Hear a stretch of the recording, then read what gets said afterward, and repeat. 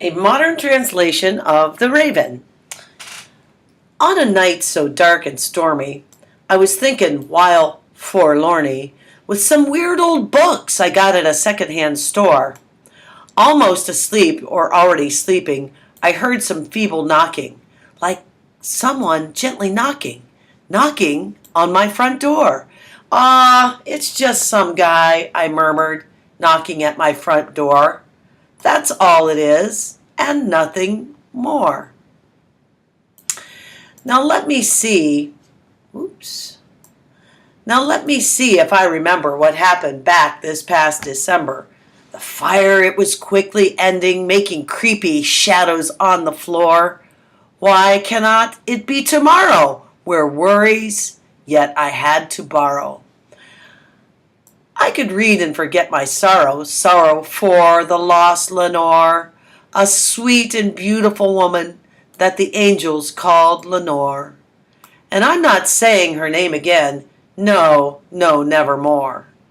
The silky, sad purple curtains made a quiet sound like hurtin'. Scared me, filled me with fear like I never felt before.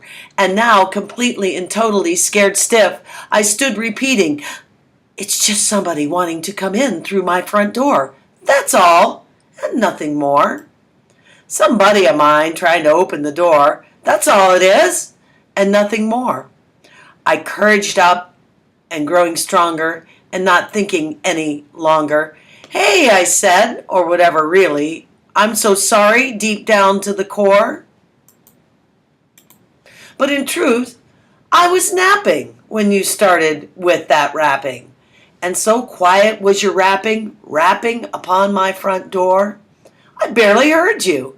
And here I opened up the door and saw absolutely positively nothing. That's the score. I looked into the nighttime, peering. Long time I stood there, thinking, fearing, trying to remember if this was a dream today, or was that the day before. The silence, it remained unbroken, and I'm totally not joking. But where was the word heard spoken, whispered was the word, "Lenore." It was me who whispered it, and it echoed back to me once more, "Lenore." And that was basically it and nothing more. Back into my house I turned, my soul afire up. It burned. Again, that knocking started up, this time louder than before. "Oh, crap," I said. "It's got to be something. At the window I'll see. Let me see then at that place and look into it some more. If I can stop having a heart attack long enough to figure it out or more. I'll bet it's the wind and nothing more." I opened up the window shutter and like a wild cat off its nutter, in walked a big black old raven, like in the movies we watch galore, without even nodding to me, not even stirring or staying did he, but looking like who in the world was he. He went and sat over the door, sat on the statue of Pallas over the front door, sat and sat, not a darn thing more. Then the raven, black and charming, had my sad self set to smiling. "'Cause you look upon its own face was so serious and all. You may be all that raven," I said, "and the bag of chips worth craving. Your big old grim and nasty raven out flying in from the night out by the shore. What's your name? How's it going down here at the shore?" Quoting the raven, nevermore. I thought it neat that mangy bird could talk so good and plainly, though its answer was stupid and a little bit of a bore. 'Cause we might be agreeing that not a living human being ever had a bird fly into their house and sit on a statue over the door. Bird or bogey sitting up on a statue placed over an old heavy door. A bird absurdly named Nevermore. But the bird all up there lonely said that simple one word only. That one word, as if it was the answer to everything and more. Nothing else then did it utter, or move a bit, and then it fluttered. Then I hardly more than mumbled, I've had birds fly in my house before. He'll leave in the morning, and I'll be sad, just like before. And the bird said, nevermore.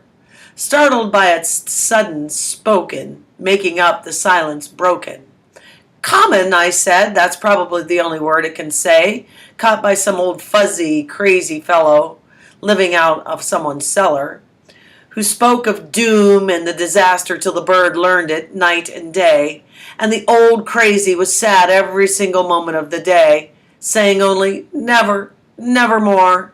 But the raven, still neat and charming, got me happy up to smiling. Right away I moved a comfy chair over by the bird and statue and door, sat down, and I got to thinking. In my mind started linking plots of paranoia, thinking about that old raven by the door, that stern, unsightly, grisly, and menacing bird by the door, what it meant by nevermore. Here I sat and started guessing, but no luck, this guessing. The bird's eyes burned into my chest and struck me to the very core.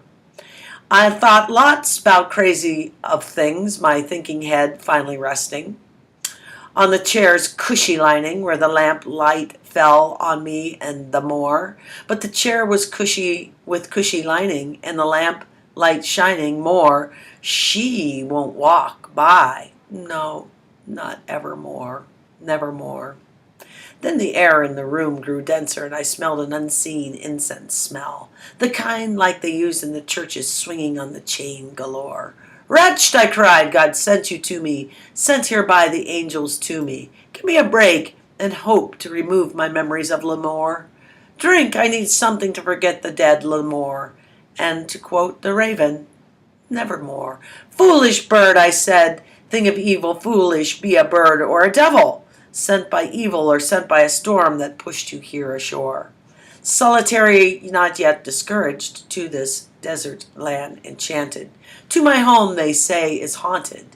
Tell me the truth, I beg you. Is there a healing compound? Tell me, I beg you. Quoting TheRaven, nevermore. Foolish bird, I say, thing of evil, foolish, be a bird or devil, by heaven that is above us, by the God we both adore, tell sad, sack me if you're able, if in some far off distant Eden, it took in a beautiful woman whom the angels named Lenore, a very beautiful woman whom the angels named Lenore, quoting TheRaven, nevermore. Say that word again and you're out of here, I screamed standing. Get back into the storm that sent you to this God-forsaken shore. And don't leave even so much as one of your dirt black feathers here either. Leave me alone, I have spoken. Get off my statue over the door. Looking at you breaks my heart. Move away from that door.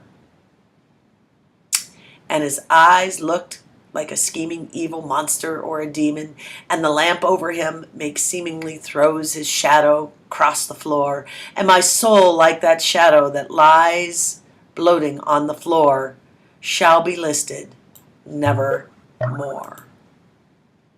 The end.